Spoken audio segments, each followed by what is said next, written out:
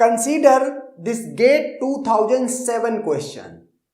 Consider the regular expression R. एक regular expression हमको given है, कहता which one of the regular expressions given below defines the same language as defined by the regular expression R. इस regular expression के equivalent इन चार options में से कौन सा रेगुलर एक्सप्रेशन है, ये क्वेश्चन है।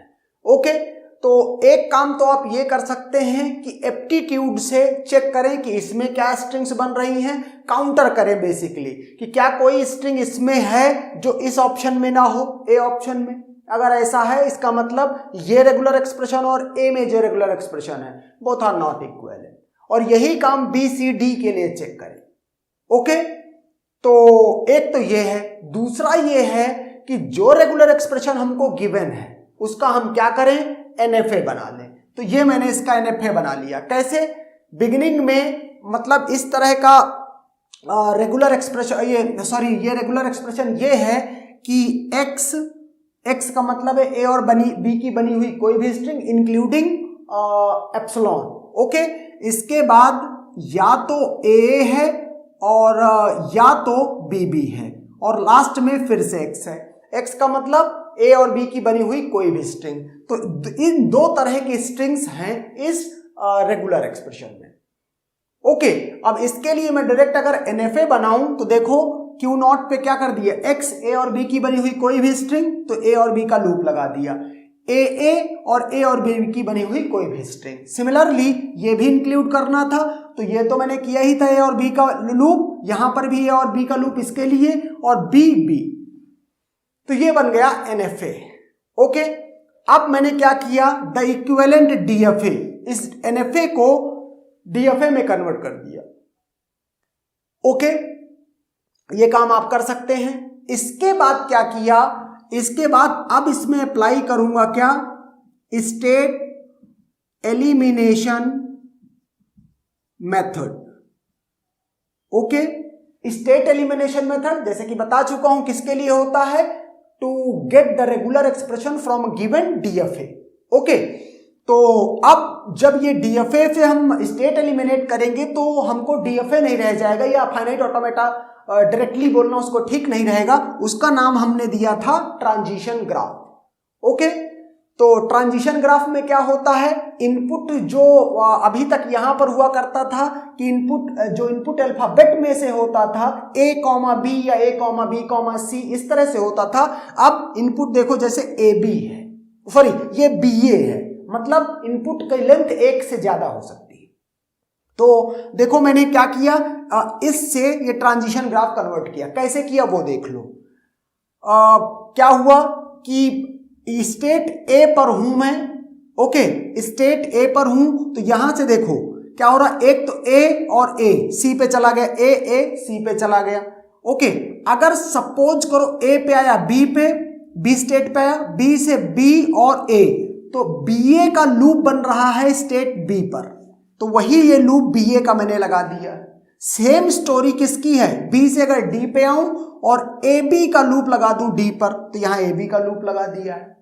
ओके, अब A तो B से C की एक एज A की तो थी, और देखो क्या B से C और कोई दूसरे तरीके से जाया जा सकता है, तो B से B रीड करूं D पे आऊं और फिर B रीड करूं C पे जाऊं, तो B भी रीड करके C पे जा सकता हूं। तो वही ये B डायरेक्ट कर दिया और ये एज हटा दी।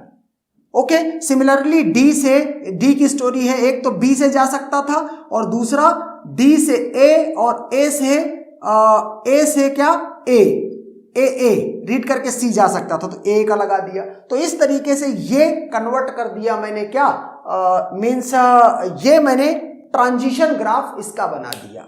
ओके, अब स्टेट एलिमिनेशन मेथड और क्या कहता है, स्टेट्स को एलिमिनेट करो और रिजल्टिंग जो रेगुलर एक्सप्रेशन है इससे उसको दिखाओ।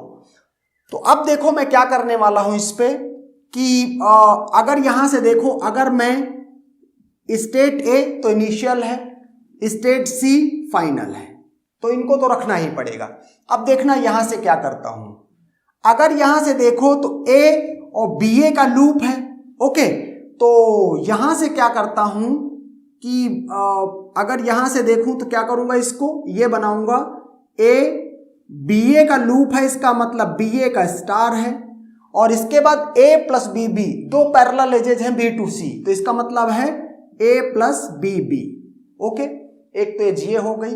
दूसरी, अगर यहां से ऐसे जाता हूं तो फिर इसके लिए भी एक पैरेलल एज होगी, क्या होगी, बी, और यहां पे क्या है, ए बी का लूप है, ए बी स्टार हो जाएगा, यहां बी प्लस ए है, बी प्लस ए।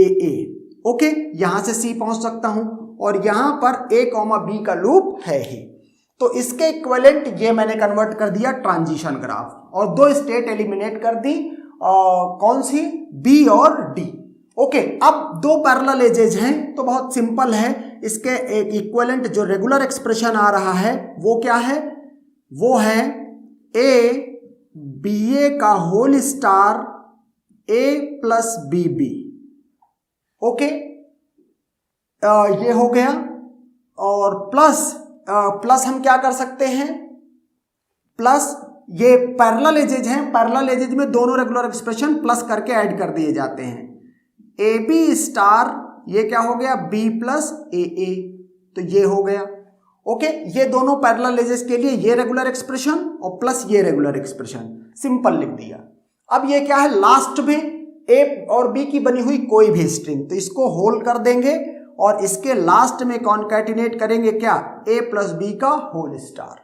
ओके, तो ये ए प्लस बी का होल स्टार क्यों, क्योंकि ए कॉमा बी का लूप सी पे लगा हुआ है, तो अल्टीमेटली ये रेगुलर एक्सप्रेशन मिल गया। अगर ये आप मैच कराओ तो ए और बी के तो इक्विवेलेंट है नहीं, सी क्या है, यस, सी के इक्विवेलेंट है ये, ए बी ए का whole star, A plus B B, B A B का whole star, B plus A और ए प्लस बी का whole star. So C is the correct option. Okay, and that's done.